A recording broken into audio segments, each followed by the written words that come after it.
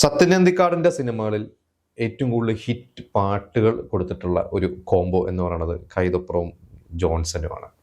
അപ്പോൾ കൈതപ്പുറം ഒരുപാട് മികച്ച ഗാനങ്ങൾ എഴുതിയിട്ടുണ്ട് സത്യനന്ദിക്കാടിൻ്റെ സിനിമകൾ.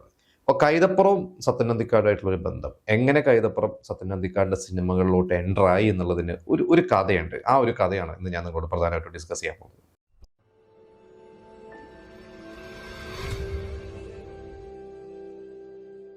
സംസാരം അത് മിൻസാരം എന്ന് പറഞ്ഞ ഒരു തമിഴ് സിനിമയുടെ റീമേക്ക് വാങ്ങിയിട്ടാണ് സത്യനന്ദിക്കാട് ഒരു സിനിമ അന്ന് പ്ലാൻ ചെയ്തത്. അത് 88 ആ ഒരു സിനിമയായിരുന്നു കുടുംബ പുരാണം.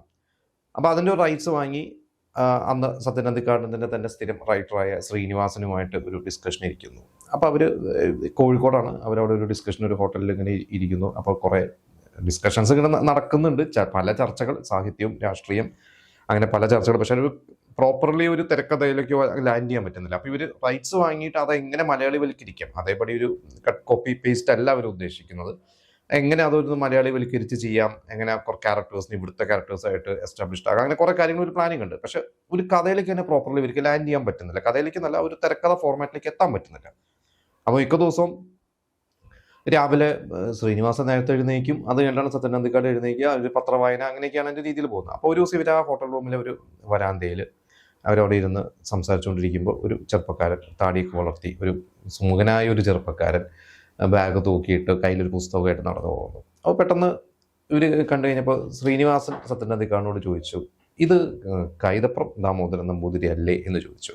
അപ്പോൾ അന്ന് കൈതപ്പുറം സിനിമയിൽ വന്ന ഒരു സമയമാണ്. ഫാസിലിലേക്ക് സിനിമകൾക്കൊക്കെ പാട്ട് എഴുതി, അപ്പോൾ എന്നെന്നും കണ്ണേട്ടലിലേക്ക് പാട്ട് എഴുതി നിൽക്കുന്ന, ഹിറ്റായി നിൽക്കുന്ന ഒരു സമയമാണ്. അപ്പോൾ സത്യനന്ദിക്കാട് പറഞ്ഞു അതായിരിക്കില്ല, കാരണം ഫാസിൽ കൊണ്ടുവന്ന ഒരു ആളാണല്ലോ കൈതപ്പുറം എന്ന് പറയുന്നത്. അപ്പോൾ കൈതപ്പുറം കോഴിക്കോടുകാരനായിരിക്കില്ല, ആലപ്പുഴയായിരിക്കും, അങ്ങനെ എന്തോ തമ്മിലൊരു ഡിസ്കഷൻ ഇവർക്ക് വ്യക്തമായിട്ട് ഉറപ്പിക്കാൻ പറ്റിയിട്ടില്ല, എന്നാൽ ചോദിക്കാനും പറ്റുന്നില്ല. ആ ലാസ്റ്റ് ഇവർ ശ്രീനിവാസൻ സത്യനന്ദിക്കാടിനോട് പറഞ്ഞു നമുക്കൊരു ബെറ്റ് വയ്ക്കാം, അത് കൈതപ്പുറമാണെങ്കിൽ നിങ്ങൾ ഈ സിനിമയിൽ അദ്ദേഹത്തെ കൊണ്ട് പാട്ട് എഴുതിക്കണം, ബെറ്റ് വയ്ക്കാൻ പറ്റുമെന്ന് വെച്ചു. അപ്പോൾ സത്യനന്ദിക്കാട് ആയിക്കോട്ടെ. അപ്പോൾ ഇവർ ആര് പാട്ട് എഴുതണമെന്നൊന്നും പ്ലാനിങ് ഒന്നും ആയിട്ടുണ്ടായിരുന്നില്ല. അങ്ങനെ നേരെ ഇവർ വിളിച്ചു, ആ ചെറുപ്പക്കാരനെ വിളിച്ചു, എന്നിട്ട് ചോദിച്ചു പേരെന്താന്ന് വെച്ചാൽ പറഞ്ഞു കൈതപ്പുറം ദാമോദരൻ നമ്പൂതിരി എന്ന് പറഞ്ഞു. അപ്പോൾ ശ്രീനിവാസൻ ആ ബെറ്റിൽ ജയിച്ചു. പിന്നെ ഇവർ ഒരു റൂമിൽ വിളിച്ചു, ഇരുന്ന് സംസാരമൊക്കെ കഴിഞ്ഞ് കുറേ അങ്ങോട്ടും ഇങ്ങോട്ടൊക്കെ വിശേഷങ്ങളൊക്കെ പങ്കുവെച്ച് എല്ലാം കഴിഞ്ഞിട്ട് സത്യനന്ദിക്കാട് പറഞ്ഞു ഞാൻ ഇപ്പോൾ പുതിയ സിനിമ ചെയ്യാൻ പോകുന്നു, ഈ സിനിമയിൽ നിങ്ങളാണ് പാട്ട് എഴുതുന്നത് പറഞ്ഞു. അപ്പോൾ കൈതപ്പുറത്തിന് ഭയങ്കര സന്തോഷമായി. അങ്ങനെയാണ് കൈതപ്പുറം ഈ ഒരു സിനിമയുടെ ഭാഗമാവുന്നതും പിന്നീട് ഒരുപാട് സിനിമകളുടെ ഭാഗമായിട്ടുണ്ട്. ഇപ്പോൾ നമ്മൾ തന്നെ മുമ്പ് ഒരു എപ്പിസോഡ് ചെയ്തിരുന്നു. എപ്പിസോഡ് നമ്മൾ പറഞ്ഞിരുന്നു, ഈ കുടുംബപുരാണം കഴിഞ്ഞ് വരവേൽപ്പ് എന്ന് പറയുന്ന ഒരു സിനിമയുടെ ഡിസ്കഷൻ്റെ സമയത്ത് ഇതേപോലെ തന്നെ റെക്കോർഡിങ് കാര്യങ്ങളും നടക്കുമ്പോൾ കൈതപ്പുറം ജോൺസനും സംസാരിക്കുന്നു, അവർ ഒരുമിച്ചിരിക്കുന്നു. അപ്പോൾ ജോൺസൺ ആദ്യമായിട്ടാണ് ഈ പറഞ്ഞ പോലെ അന്ന് വർക്ക് ചെയ്ത് തുടങ്ങുന്ന ഒരു സമയമാണല്ലോ കൈതപ്പുറത്തിന്. അപ്പോൾ കൈതപ്പുറത്തിൻ്റെ കഴിവുകളെ കുറിച്ച് പൂർണ്ണമായിട്ടും മനസ്സിലായിട്ടില്ല.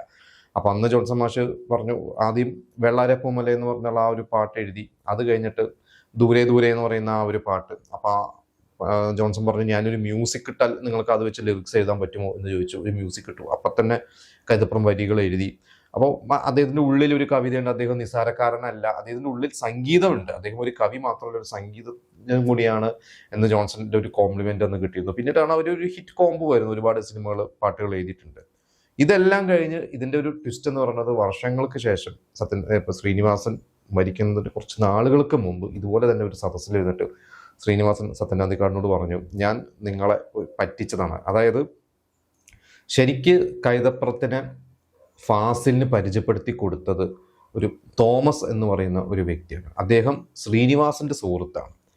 അപ്പോൾ ഫാസിലിൻ്റെ സിനിമയിലോട്ട് കണക്റ്റ് ആക്കുന്നു, ഫാസിലിൻ്റെ സിനിമയിൽ കൈതപ്പുറം എഴുതുന്നു, ഒരു ഗാനരചയിതാവായി മാറുന്നു. ഇതിനുശേഷം ഈ സുഹൃത്ത് തന്നെ ശ്രീനിവാസനോട് പറഞ്ഞു നിങ്ങൾ പറഞ്ഞാൽ സത്യനന്ദിക്കാടിൻ്റെ സിനിമയിൽ കൈതപ്പുറത്തിന് ഒരു അവസരം കിട്ടില്ലേ എന്ന് വെച്ചപ്പോൾ ശ്രീനിവാസൻ പറഞ്ഞു ഞാൻ അങ്ങനെ റെക്കമെൻഡ് ചെയ്യില്ല, അത് സത്യനും ഇഷ്ടമല്ല, പകരം ഒരു കാര്യം ചെയ്യൂ, നിങ്ങൾ കൈതപ്പുറത്തിനോടൊന്ന് ഹോട്ടലിൽ ഞങ്ങളുടെ ഡിസ്കഷൻ നടക്കുന്നത് അവിടെ വരാൻ പറയൂ, ഞാനൊരു നാടകം കളിക്കാം. അന്ന് അങ്ങനെ ഒരു നാടകം കളിച്ചിട്ടാണ് ശ്രീനിവാസൻ സത്യനന്ദിക്കാടിനെ കൈതപ്പുറത്തിനെ കണക്ട് ചെയ്ത് കൊടുത്തിട്ടുള്ളത്. അപ്പോൾ ഇത് വർഷങ്ങൾക്ക് ശേഷമാണ് ഈ കള്ളി വെളിച്ചത്തായത്.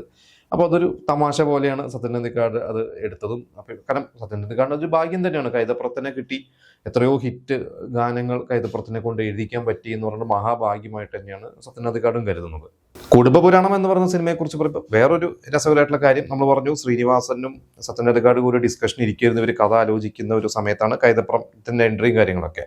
അപ്പോൾ ഇതൊരു തമിഴ് പടത്തിന് റൈറ്റ്സ് മേടിച്ചിട്ട് ചെയ്യാനുള്ളൂ. അപ്പോൾ ഒരു ദിവസം ഇവർ കഥയിലോട്ട് ഇങ്ങനെ പ്രോപ്പർലി ഒരു തിരക്കഥ രൂപത്തിലാക്കാൻ പറ്റുന്നില്ല, അല്ലെങ്കിൽ ഒരു ഫോർമാറ്റ് ഉണ്ടാക്കാൻ പറ്റുന്നില്ല അവർക്ക്. കഥയുണ്ട്, എങ്ങനെ അത് പൊളിച്ചെഴുതാമെന്നുള്ളതാണ് ഇവർ ആലോചിക്കുന്നത്. ഒരു ദിവസം രാവിലെ സത്യനന്ദിക്കാട് എഴുന്നേക്കുമ്പോൾ ശ്രീനിവാസൻ ബാഗൊക്കെ പാക്ക് ചെയ്ത് പെട്ടെന്നോട്ട് എങ്ങോട്ടോ പോകാൻ വേണ്ടി നിൽക്കുന്നു. അപ്പോൾ എനിക്ക് അത്യാവശ്യമായിട്ട് നാട്ടിൽ പോകണം.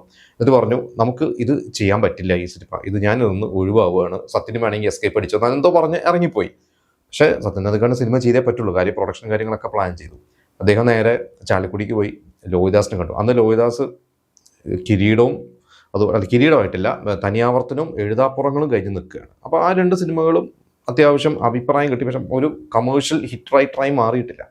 ലോഹിദാസിന് അടുത്ത് പോയിട്ട് ഇങ്ങനെ ഒരു കാര്യം പറഞ്ഞു, ഹെൽപ്പ് ചെയ്യണം എന്നൊരു കഥയും പറഞ്ഞു. ലോഹിദാസ് നമുക്ക് ചെയ്യാമെന്ന് പറഞ്ഞു. ലോഹിദാസാണ് പിന്നീട് ആ സ്ക്രിപ്റ്റ് എഴുതിയതും.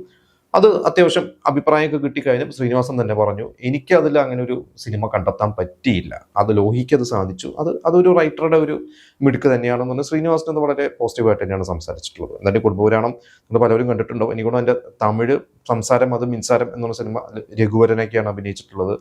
അത് വിസു എന്ന് പറയുന്ന ഒരു ഡയറക്ടർ, അദ്ദേഹത്തിൻ്റെ തന്നെ ഒരു നാടകമാണ്. ആ നാടകത്തിനെ ബേസ് ചെയ്തിട്ട് 75 ഒരു സിനിമ ഓൾറെഡി അന്ന് ഇറങ്ങിയിരുന്നു, ജമിനി ഗണേഷിനൊക്കെയാണ് അഭിനയിച്ചത്. ആ സിനിമ പക്ഷെ പരാജയപ്പെട്ടു. പക്ഷെ അത് പരാജയപ്പെട്ടെങ്കിലും അതിൻ്റെ പ്രൊഡ്യൂസർക്ക് അതിലൊരു ഇത് എന്താ പറയുക, AVM പ്രൊഡക്ഷൻസ് ആണ് തോന്നുന്നത്, അവർ അതിലൊരു ഇത് കണ്ടു, അതിൽ നല്ലൊരു സിനിമയ്ക്ക് പറ്റിയ ഒരു കഥ തന്നെ ഉണ്ട് എന്നുള്ളത് അവർക്ക് മനസ്സിലായിട്ട് അതുകൊണ്ട് വീണ്ടും അത് റീമേക്ക് ചെയ്ത് 86 സിനിമ ഇറങ്ങുന്നു. അന്ന് 15 ലക്ഷം രൂപയ്ക്കാണ് ആ ഒരു സിനിമ തമിഴിൽ ചെയ്യുന്നത്.